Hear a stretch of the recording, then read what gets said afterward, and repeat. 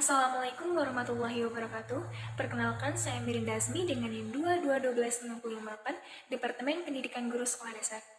Baiklah, di sini saya akan memenuhi tugas proyek akhir pada mata kuliah Pendidikan Pancasila mengenai upaya generasi bangsa untuk mengatasi sikap remaja yang tak sesuai dengan Pancasila mengenai LGBT.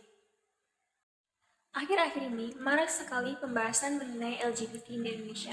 Sebenarnya, apa sih arti dari LGBT tersebut? LGBT singkatan dari lesbian, gay, biseksual, dan transgender.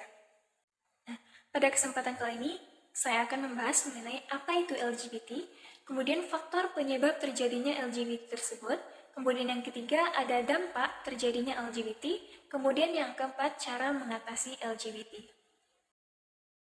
Nah, LGBT adalah singkatan dari lesbian, gay, biseksual, dan transgender. Lesbian adalah orientasi seks di mana seseorang perempuan menyukai sesama perempuan. Kemudian gay adalah orientasi seks di mana seorang laki-laki menyukai sesama laki-laki. Kemudian biseksual adalah suatu kelainan antara ketertarikan terhadap perempuan dan laki-laki. Kemudian transgender adalah suatu perubahan atau perbedaan penampilan atau perilaku yang tidak sesuai dengan jenis kelaminnya. LGBT sangat ditantang di Indonesia karena hal tersebut tidak sesuai dan sangat menyimpang dari ajaran agama manapun. Lalu, apa yang membuat seseorang melakukan penyimpangan terhadap perlakuan LGBT tersebut? Berikut saya akan menjelaskan faktor penyebab terjadinya LGBT. Yang pertama itu adalah faktor lingkungan. Faktor lingkungan sangat berpengaruh untuk LGBT, karena di dalam pertemanan kita harus memilih pertemanan yang lebih baik. Karena jika kita memilih pertemanan yang berpengaruh terhadap LGBT, maka kemungkinan besar kita akan masuk kepada anggota yang beranggotakan LGBT tersebut. Alhasil, pergaulan kita menjadi hancur dan tidak tertatanya masa depan. Kemudian, faktor keluarga. Faktor keluarga juga menjadi faktor penyebab terjadinya LGBT.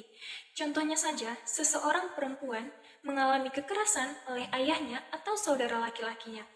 Maka karena itu dia akan membenci laki-laki, alhasil dia akan terjerumus kepada perbuatan LGBT yang menyimpang tersebut karena faktor keluarga tadi. Terakhir adalah faktor genetik. LGBT bisa terjadi karena adanya riwayat keturunan dari keluarga sebelumnya. Kemudian kita akan masuk kepada dampak dari LGBT. Yang pertama adalah kanker anal. Para gay akan melakukan hubungan seks anal sehingga mereka memiliki risiko tinggi penyakit kanker anal tersebut. Kemudian yang kedua adalah kanker mulut. Kebiasaan melakukan oral seks bisa menyebabkan kita untuk kanker mulut.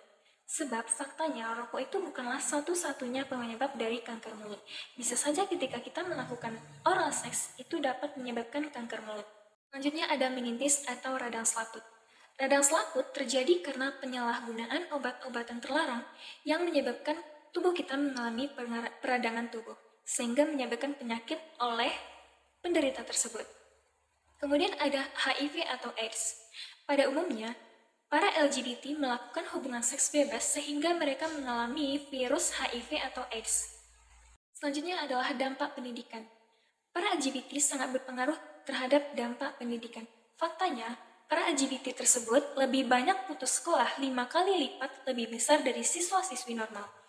Kemudian, selanjutnya adalah dampak keamanan.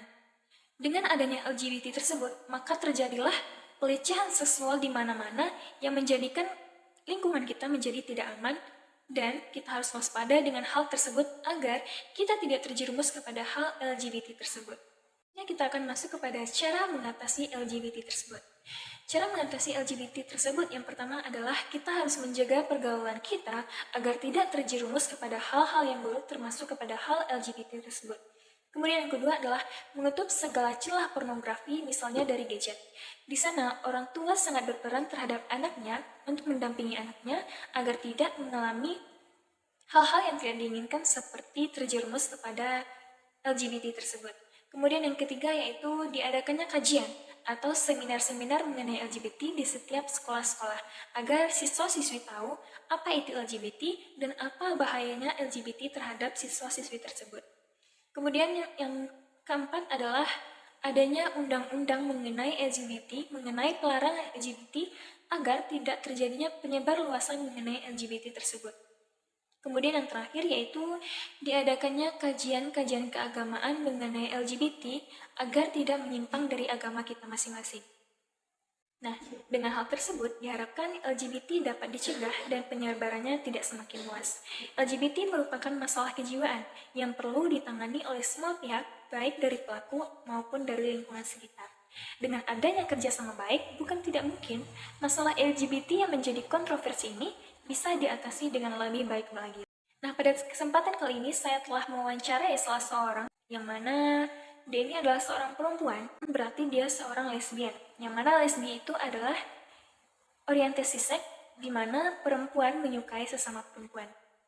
Namun pada kesempatan kali ini, sebelum saya melakukan wawancara kepada beliau, saya bertanya terlebih dulu apakah boleh video dan profil beliau dimasukkan kepada tugas saya tersebut. Namun beliau menjawab untuk tidak bersedia dimasukkan profil atau tentang dia atau video dia ke dalam video pembelajaran saya tersebut. Nah, oleh karena itu saya menjelaskan hasil wawancara saya dengan beliau melalui tulisan berikutnya.